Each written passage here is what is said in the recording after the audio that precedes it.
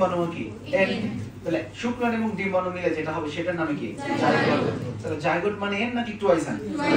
এটাকে হ্যাপ্লয়েড বলবো নাকি ডিপ্লয়েড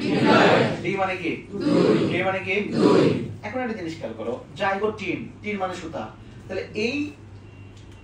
যে ভাগটা রয়েছে এই ভাগে বৈশিষ্ট্য মনে রাখো আমাদের দুইটা কয়টা দুইটা এর মধ্যে একটাকে বলা হচ্ছে সিন্যাপস কি বলা হচ্ছে সিন্যাপস তোমরা একটা জায়গায় সিন্যাপস কথাটা শুনে আসো ওই যে নিউরনের দুইটা নিউরনের প্রান্তদ্বয় যখন কাছাকাছি আসে সেটাকে বলা হয় কি সিন্যাপস সেটাকে কি বলা হয় আচ্ছা তাহলে সিন্যাপস হচ্ছে কি জিনিস বলো তো যখন দুইটা জিনিস কাছাকাছি আসে তখনই তাকে বলা হচ্ছে কি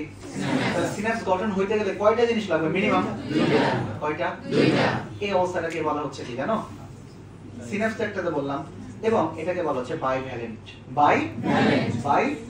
যোজনী নাম শুনছো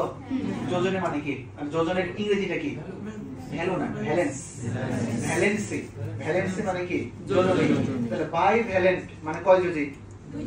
দুই যোজি